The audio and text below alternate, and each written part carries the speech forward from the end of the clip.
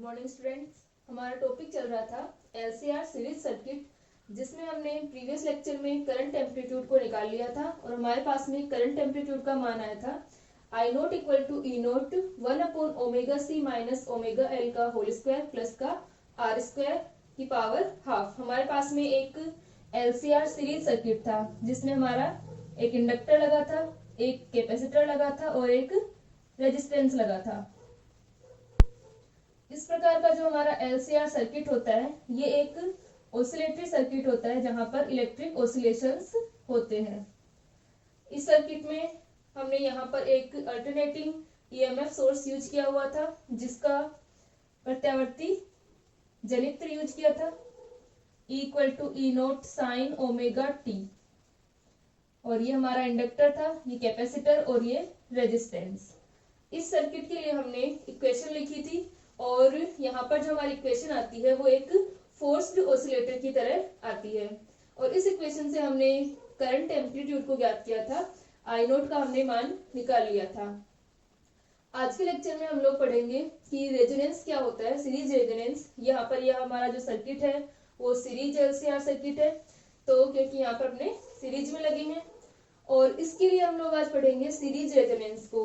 तो series resonance क्या होता है? रेजोनेंस कंडीशन हमारी वो कंडीशन होती है, यानी जो हमने यहाँ पर एक प्रत्यावर्ती स्रोत को यूज किया है, अल्टरनेटिंग इसको सोर्स को यूज किया है, तो इस सोर्स की क्या है, फ्रीक्वेंसी है ओमेगा और ये फ्रीक्वेंसी वेरी करती है।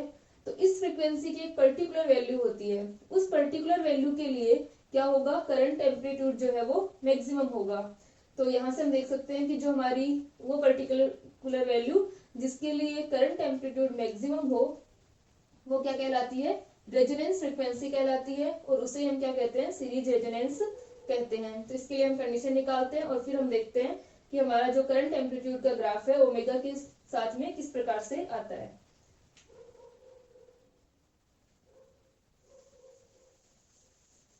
तो जैसे कि हमने प्रीवियस लेक्चर में रेजोनेंस कंडीशन को निकाला था, तो हम जानते हैं कि हमारा जो आई नोट है इसका मान मैक्सिमम हो, इसके लिए क्या कंडीशन होगी कि जो इसका डिनोमिनेटर है वो क्या होना चाहिए, मिनिमम होना चाहिए।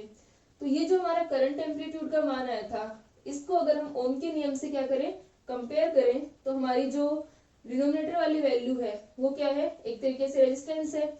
यहाँ पर क्या है, हमारा इंडक्टर, कैपेसिटर और रेजिस्टेंस तीनों लगे हैं, ये हमारी वैल्यू क्या कहलाएगी, इम्पीडेंस कहलाती है, प्रतिबाधा कहलाती है। तो हम लिख सकते हैं उपरोक्त समीकरण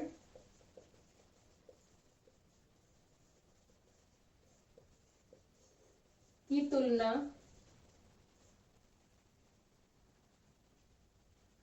ओम के नियम से करने पर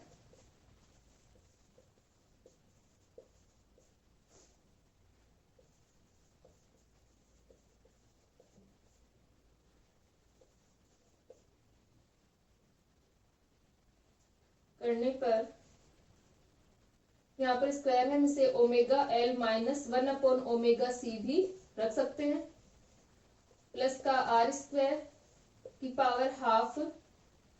एलसीआर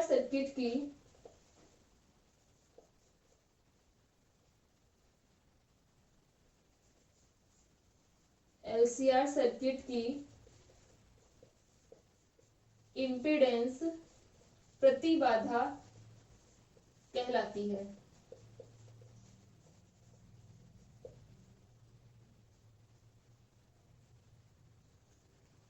तो यहाँ पर ही हमारे पास में क्या आ गया कि ये जो डिनोमिनेटर वाली वैल्यू है वो क्या है, जेड है। तो Z equal to omega L minus का 1/ओमेगा c का होल स्क्वायर प्लस का आर स्क्वायर की पावर हाफ। अब ये जो हमारी वैल्यू है आई नोट, ये मैक्सिमम हो, करंट एम्पलीट्यूड जो है वो मैक्सिमम हो, तो यहाँ पर हम क्या निकालेंगे, इसके लिए कंडीशन कि डिनोमिनेटर का मान क्या होना चाहिए, मिनिमम होना चाहिए। तो हम लिख सकते हैं धारा आयाम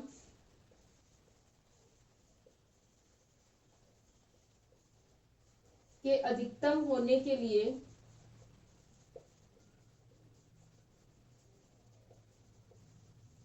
आवश्यक है कि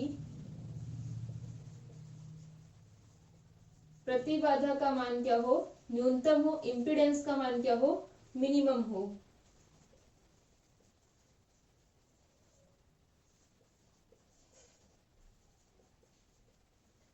तो हम इसको मिनिमम करते हैं। ओमेगा हमारा यहाँ पर वेरिएबल है, तो ओमेगा के रिस्पेक्ट में हम इसको डिफरेंशिएट करेंगे और इक्वल टू 0 करेंगे। तो यहाँ पर ये हमारी वैल्यू आ जाएगी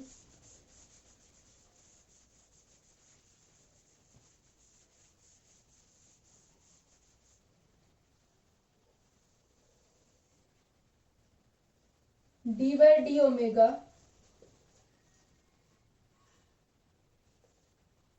ओमेगा एल माइनस का 1/ओमेगा c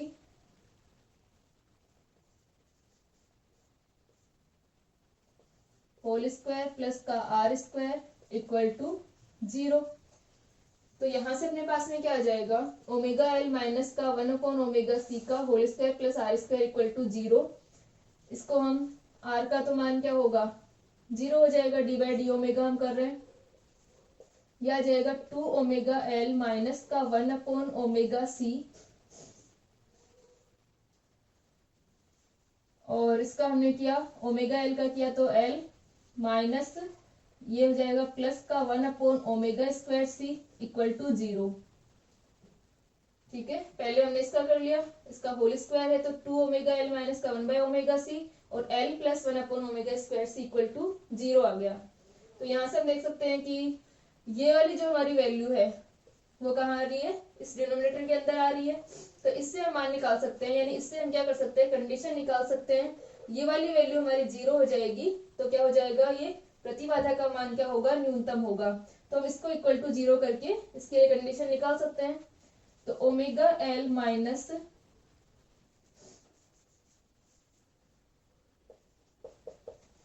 ओमेगा एल माइनस का 1/ओमेगा c इक्वल टू 0। तो ओमेगा एल इक्वल टू 1/ओमेगा c या omega square equal to 1/LC और ओमेगा स्क्वायर या ओमेगा इक्वल टू 1/√LC और ये अपना क्या है, ओमेगा नोट। इस इक्वेशन के अंदर हमने जो ओमेगा नोट माना था वो भी हमारा क्या था, 1/√LC था। हमने omega naught square equal to 1/LC रखा था। तो omega equal to 1/√LC equal to omega naught, ये हमारी क्या कहलाती है, इस फ्रीक्वेंसी के ऊपर जब ओमेगा क्या हो, ओमेगा नोट के इक्वल है, इस फ्रीक्वेंसी पर क्या हो जाएगा, ये मान 0 हो जाएगा। जो हमारी ब्रैकेट वाली वैल्यू है ये 0 हो जाएगी। और इस कंडीशन में इम्पीडेंस मिनिमम होगी सर्किट में, तो इम्पीडेंस मिनिमम होगी उस टाइम सर्किट में करंट क्या होगी, मैक्सिमम होगी। तो यहाँ पर जो हमारा करंट एम्पलीट्यूड है क्या होगा, इस फ्रीक्वेंसी पर मैक्सिमम होगा। और ये कंडीशन क्या कहलाती है, रेजोनेंस अवस्था यहाँ पर कहलाती है, रेजोनेंस स्टेट होगी। और ये जो फ्रीक्वेंसी है वो रेजोनेंस फ्रीक्वेंसी कहलाती है। ठीक है, इसको लिखो।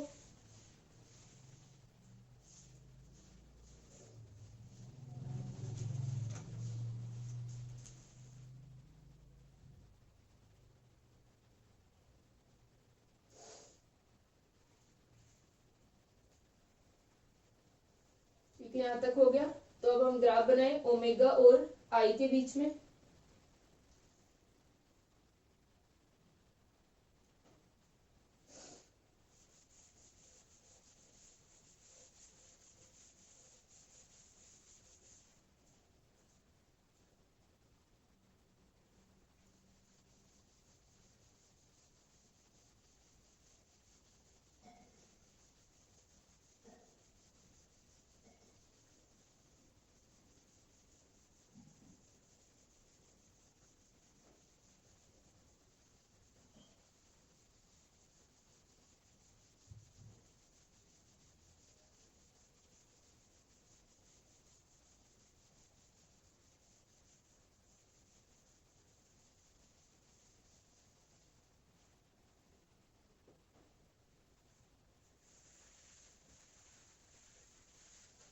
ओमेगा और आई और ओमेगा और जेड के बीच में क्या बनाते हैं, यहाँ पर कर्व बनाते हैं।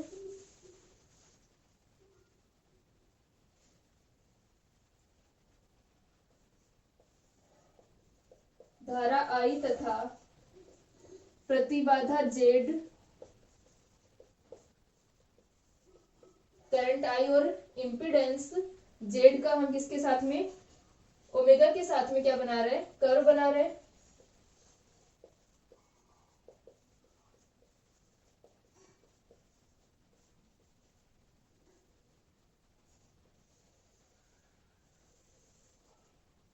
तो यहाँ पर जो हमारा कर्व होगा, हमें पता है कि जो हमारा एलसीआर सर्किट है वहां पर इंडक्टर लगा है, कैपेसिटर लगा है और रेजिस्टेंस लगा है।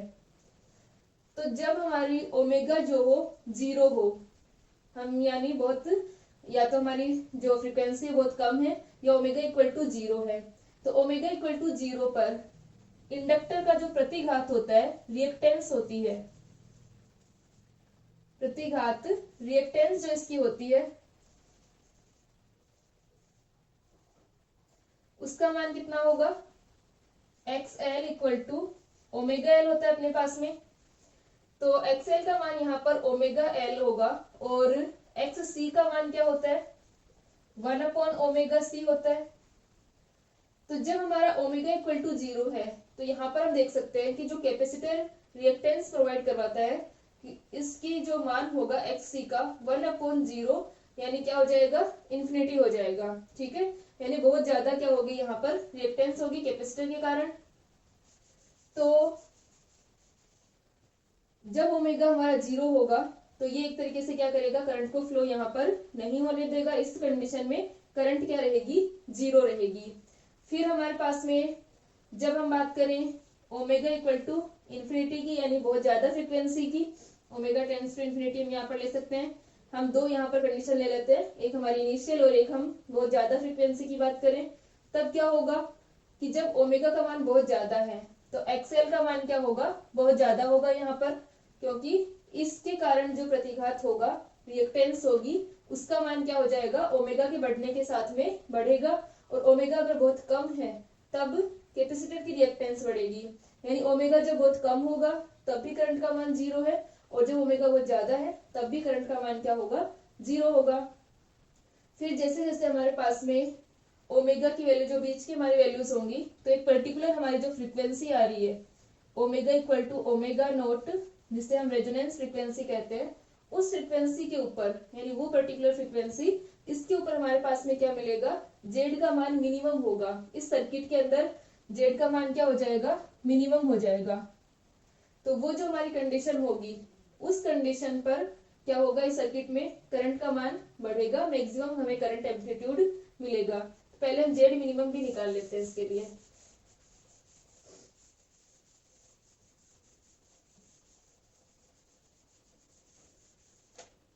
जेड मिनिमम हम कैसे निकालेंगे,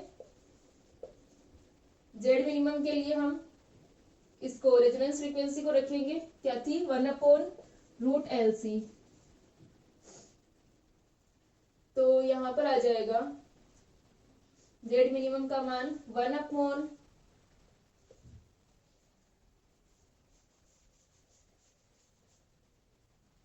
ओमेगा एल माइनस का 1/ओमेगा सी का whole square plus R square की पावर हाफ। तो जब omega L equal to omega C है तो यहाँ पर हम लिख सकते हैं, तो हमारा जेड का मान था। जेड मिनिमम के लिए क्या होगा, ओमेगा एल इक्वल टू, यहाँ पर अपना क्या हो जाएगा, ओमेगा सी यहाँ पर इक्वल हो जाएंगे। ठीक है, तो ओमेगा एल इक्वल टू 1/ओमेगा सी होगा, तो ये वाली वैल्यू क्या हो गई, जीरो हो गई। तो ये आ जाएगा √R², और इसे हम लिख सकते हैं आर।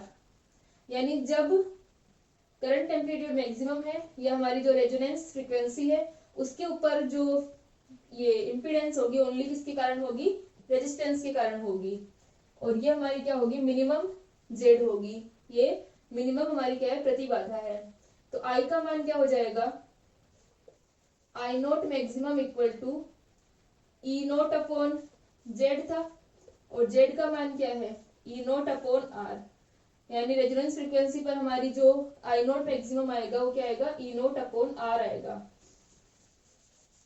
अब हम कर्व बनाते हैं।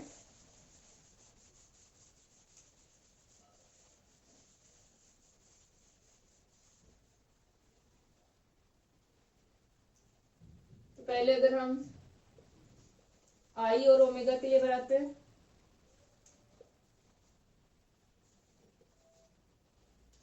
ये हमारी फ्रीक्वेंसी है omega equal to omega naught.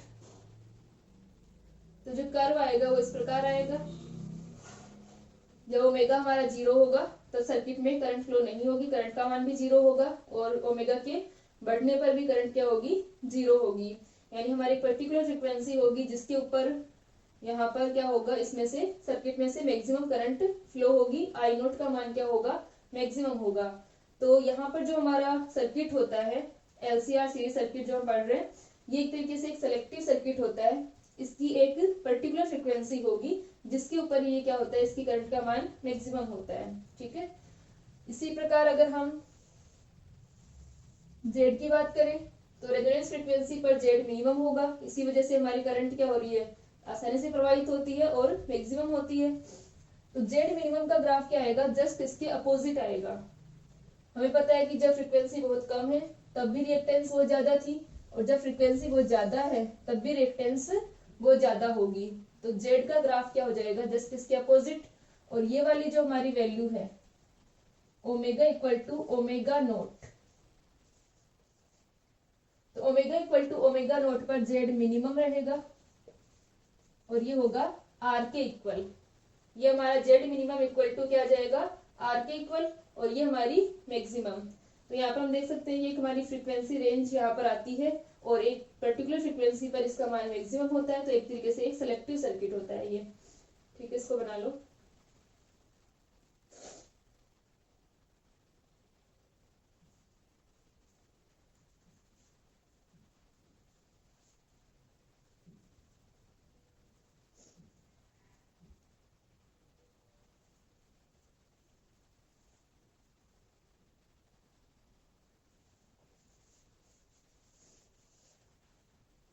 तो जो हमारे एलसीआर सर्किट है कम्युनिकेशन सिस्टम में यूज होते हैं, जैसे कि हम रेडियो कम्युनिकेशन सिस्टम में देख सकते हैं कि हमें किसी भी चैनल के लिए नोब को घुमाकर एक पर्टिकुलर फ्रीक्वेंसी पर सेट करना होता है, जहां पर हमारे पास में क्या होगा कि हमें वो चैनल मिलता है।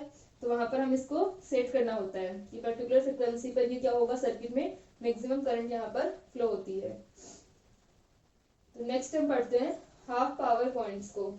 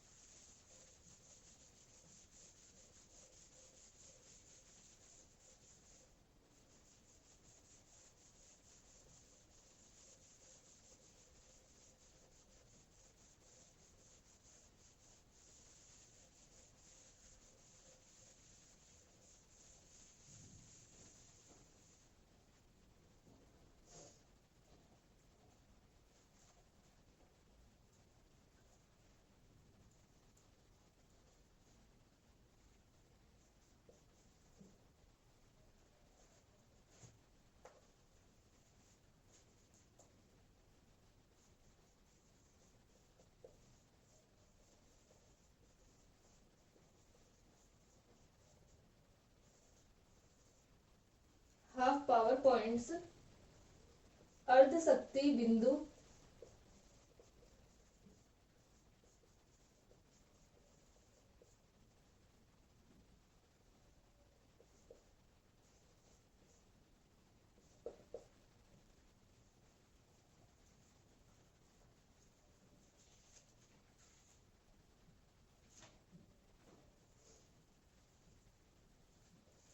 हमने जब एब्जॉर्ब पावर को पढ़ा था, अवशोषित शक्ति को, तो हमने ग्राफ बनाया था पावर का और ओमेगा के साथ में।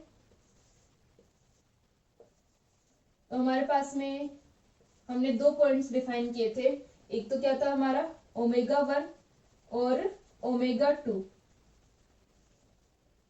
इन दोनों पॉइंट्स के ऊपर क्या होती है, पावर जो होती है वो मैक्सिमम पावर की, ये हमारा एवरेज ऑफ पी के साथ में जो ग्राफ था।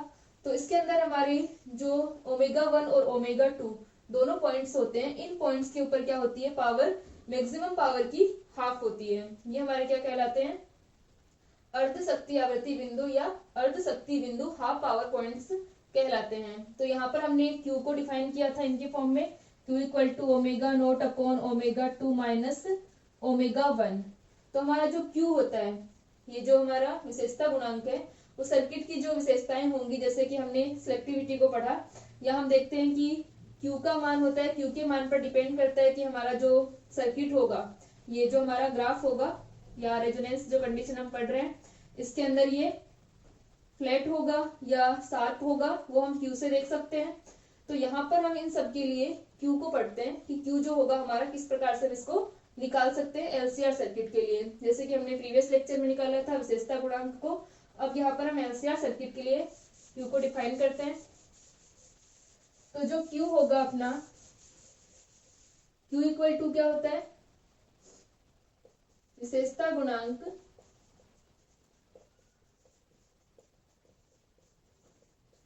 Q equal to 2 pi into संग्रहित ऊर्जा डिवाइडेड बाय प्रति चक्र व्यय ऊर्जा।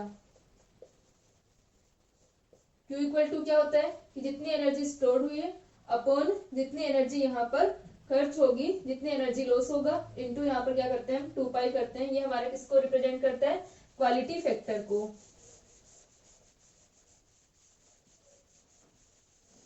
तो अब जो हमारा एलसीआर सर्किट है, एलसीआर सर्किट के अंदर क्या है, इंडक्टर और कैपेसिटर लगा है। तो एलसीआर सर्किट में जो हमारे इंडक्टर और कैपेसिटर होते हैं, इंडक्टर और कैपेसिटर की प्रॉपर्टी होती है कि इनके अंदर एनर्जी क्या होती है, स्टोर होती है। इंडक्टर के अंदर मैग्नेटिक एनर्जी के फॉर्म में एनर्जी स्टोर होती है और कैपेसिटर के अंदर इलेक्ट्रिकल एनर्जी की फॉर्म में एनर्जी स्टोर होती है।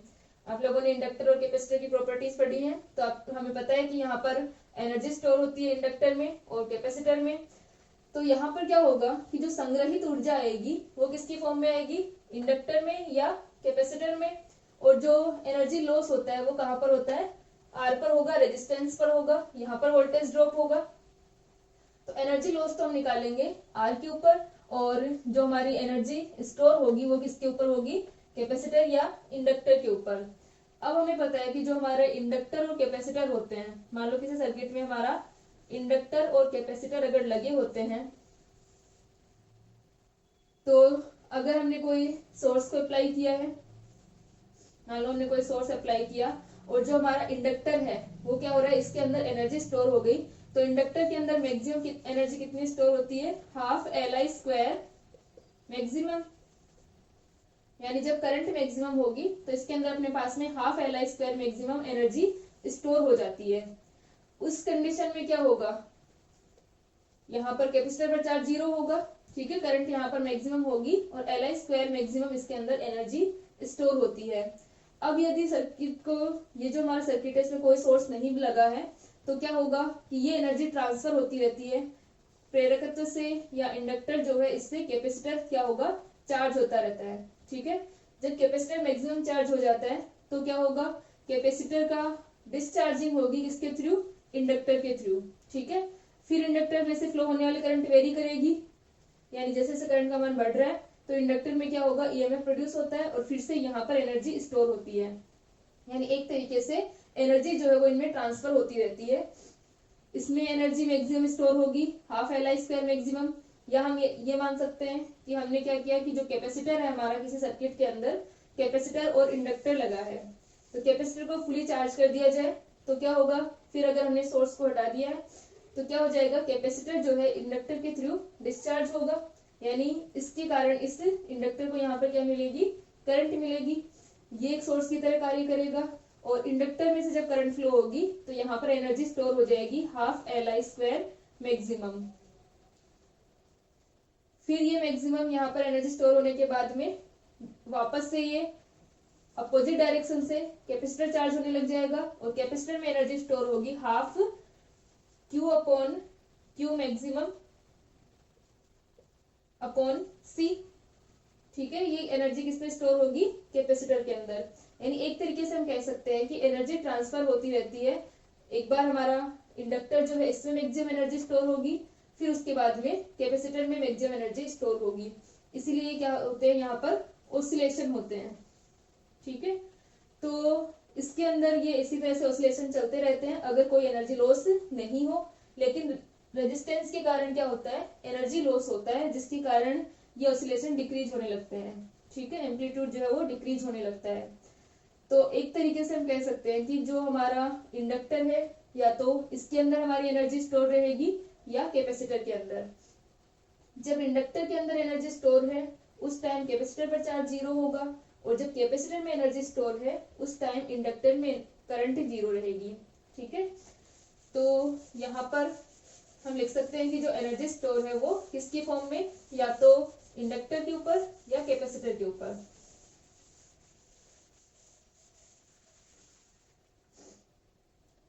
तो एलसीआर सर्किट में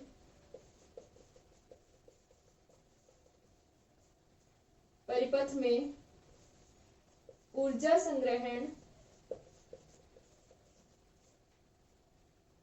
प्रेरकत्व या संधारित्र में होता है।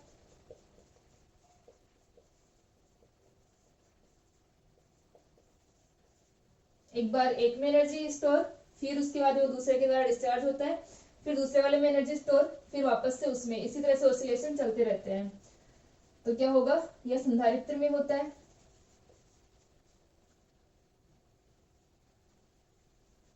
तथा ऊर्जा व्यय, एनर्जी लॉस किसके द्वारा होगा, रेजिस्टेंस के द्वारा। ऊर्जा व्यय प्रतिरोध के द्वारा होता है।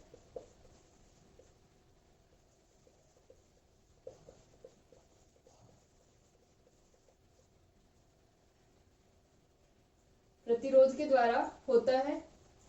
प्रेरकत्व में, इंडक्टर में स्टोर एनर्जी कितनी होती है, प्रेरकत्व में संग्रहित ऊर्जा half L I square maximum होती है। जब करंट मैक्सिमम होगी तब यहाँ पर इसमें एल में एनर्जी स्टोर होती है, तथा संधारित्र में ऊर्जा, संग्रहित ऊर्जा का मान, संधारित्र में संग्रहित ऊर्जा का मान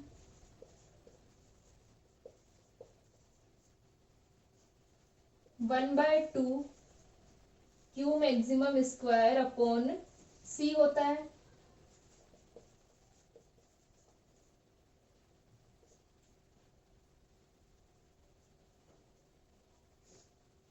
ठीक है, तो यहाँ पर जब ये एल आई स्क्वायर मैक्सिमम होगी तब कैपेसिटर पर चार्ज जीरो होगा, उसमें एनर्जी नहीं होगी इस टाइम पर। और जब इसमें एनर्जी स्टोर होती है तब करंट का मान जीरो होगा इंडक्टर में, और इसमें एनर्जी स्टोर नहीं होगी। यानी एक तरीके से एक बार में एक यहाँ पर हम लेंगे, तो क्या हो जाएगा, जब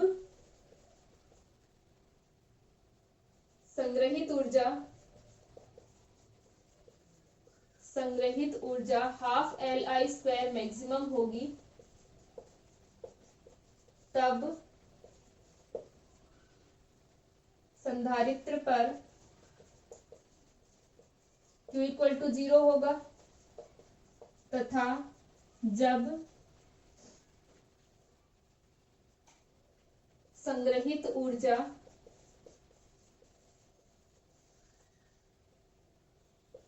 one by two Q maximum square upon C होगी, तब प्रेरकत्व में I इक्वल टू 0 होगा।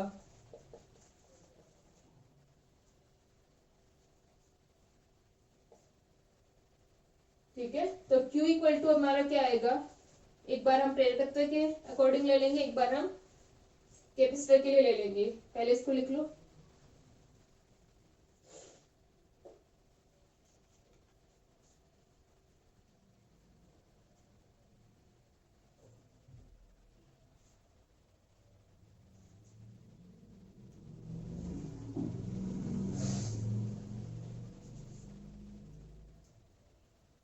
यहाँ तक हो गया। तो इसके लिए हम लिख सकते हैं कि अतः अधिकतम संग्रहित ऊर्जा जो होगी, अधिकतम संग्रहित ऊर्जा, उसका मान क्या हो जाएगा, या तो हाफ Li² मैक्सिमम या half Q² maximum upon C। इन दोनों में से क्या होगी, या तो इंडक्टर में एनर्जी स्टोर या कैपेसिटर में एनर्जी स्टोर रहेगी। तो ये हमारी कंडीशन हो गई। अब हम वे ऊर्जा निकालें कि एनर्जी लॉस कितना होगा।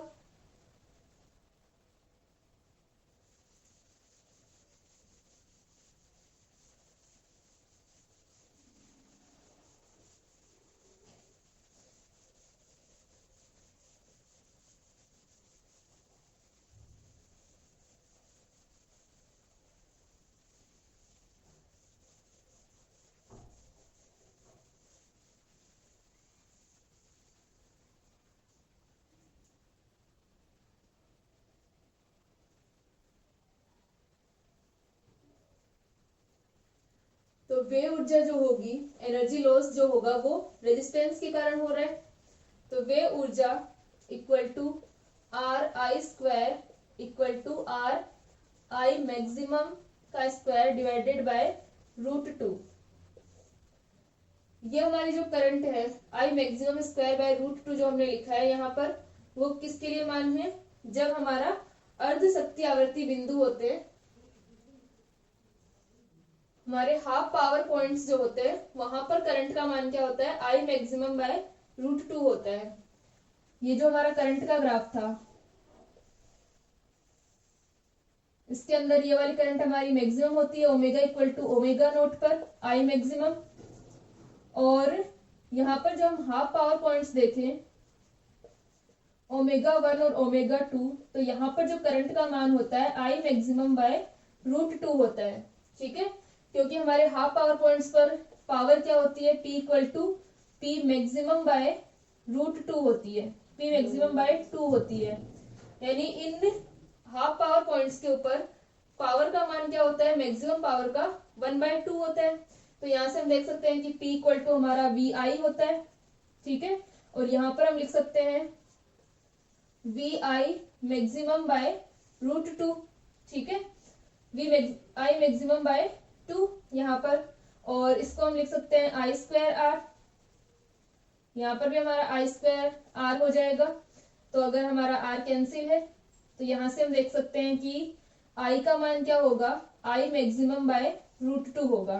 यानी अगर हम I मैक्सिमम बाय √2 रखते हैं तो हमारी हाफ पावर पॉइंट्स के ऊपर पावर क्या आ जाएगी, P मैक्सिमम बाय 2 आ जाएगी। ठीक है, तो हमारे जो हाफ पावर पॉइंट्स होंगे वहां पर करंट का मान मैक्सिमम करंट का 1/√2 होता है।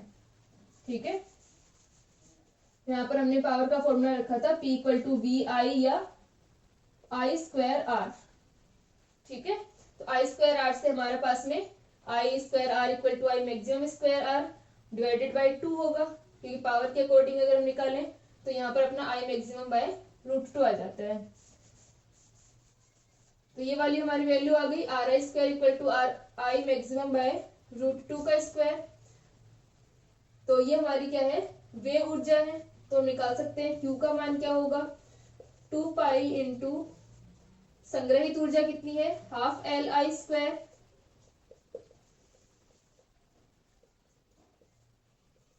डिवाइडेड बाय वे ऊर्जा कितनी है, R I maximum square by 2।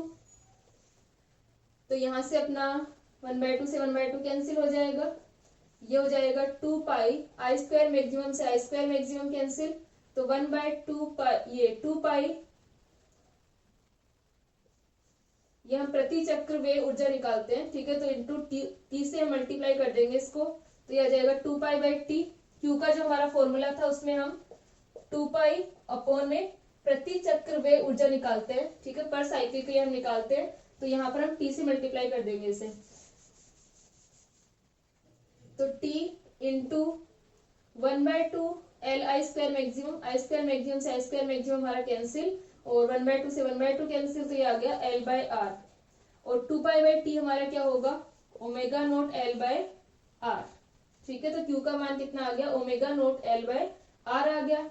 इसी प्रकार अगर हम ये रखें क्यू स्क्वायर मैक्सिमम बाय सी रखें जब इसका मान हम एनर्जी का, तब हमारे पास में क्यू का मान क्या होगा। संधारित्र के लिए अगर हम देखें, या फिर हम इसको लिख सकते हैं या Q इक्वल टू 2π/T, और एनर्जी कितनी हो जाएगी, half Q square maximum divided by C, और यहाँ पर आ जाएगा एनर्जी लॉस आ जाएगा R I maximum square divided by 2, और ये आ जाएगा 2π/T 1/2 Q square maximum by C, 1/2 से 1/2 कैंसिल हो जाएगा, यह आ जाएगा 1/RC, और क्यू स्क्वायर मैक्सिमम जो होगा हमारा, क्यू स्क्वायर मैक्सिमम का मान Q equal to Q naught sine omega t -5 था, तो ये जो क्यू नोट होता है वो क्या होता है, एक तरीके से एम्पलीट्यूड होगा, चार्ज एम्पलीट्यूड, और ये मान क्या होता है, मैक्सिमम होता है। ठीक है, आवेश का अधिकतम मान, तो ये आ जाएगा Q naught square divided by I का मैक्सिमम मान हमारे पास में क्या था, I equal to I naught sine omega t, ये आई इक्वल टू हमारा क्या था, ओमेगा क्यू नोट, और फिर हमने साइन ओमेगा टी -5 + π/2 लिखा था, तो ये ओमेगा क्यू नोट क्या है, इसका मैक्सिमम मान है। ये दोनों वैल्यूज हमने जहां पर स्टार्टिंग में हमने आई और क्यू के मान रखे थे वहां से लिख रहे हैं, तो ये आ जाएगा Q naught square omega naught square, तो यहां से ये हमारा कैंसिल, क्यू नोट स्क्वायर से क्यू नोट स्क्वायर कैंसिल हो जाएगा, और ये 2π भी हमारा ओमेगा नोट हुआ, तो ये आ जाएगा 1/ओमेगा नोट RC। ठीक है, ये हमारे पास में इसका मान आ जाएगा। ठीक है, लिखो इसको।